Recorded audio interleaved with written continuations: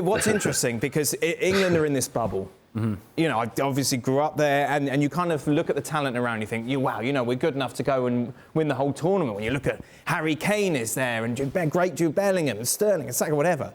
But then you look at Brazil today, who we'll talk about a little bit later on, and they are just on such a different level all around the pitch, particularly in attack. It's not even really a conversation.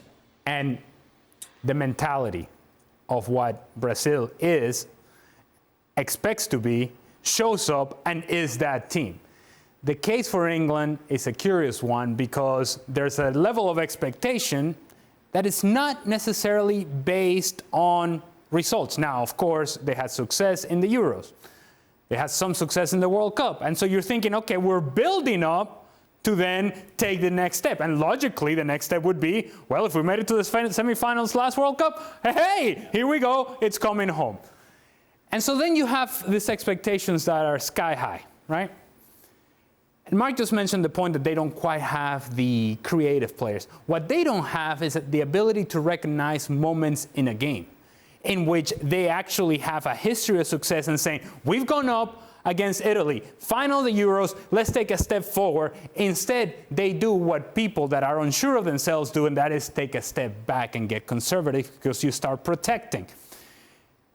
Usually, these players in their club teams, that's not the way they play in the Premier League. The Premier League is back and forth. It's open. It's the athleticism, and it's the tempo and the pace with which you play, which usually a team like Italy, for example, would not be able to cope with. And yet, England doesn't recognize this and takes a step back and allows Italy to then play the way they want to play, and Jorginho to run the midfield. When it's a guy that if you start running by him, he can't keep up. That comes from fear.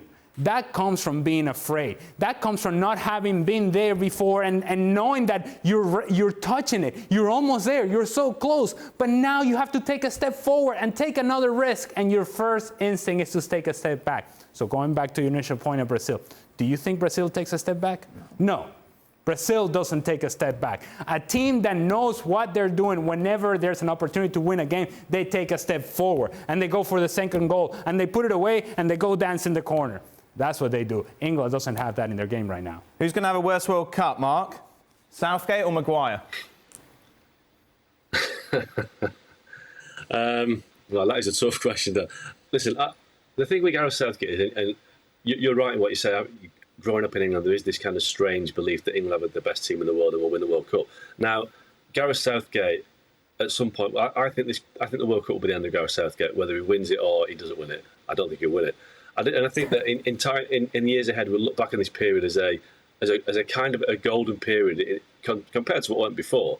But having got to the World Cup semi-final and the final of the Euros, if he doesn't win the World Cup, and it sounds ridiculous, he'll be deemed a failure because he'll be deemed a kneeling man. Because if he gets to a final and loses again, it'll be, oh, well, you know, another final, another defeat.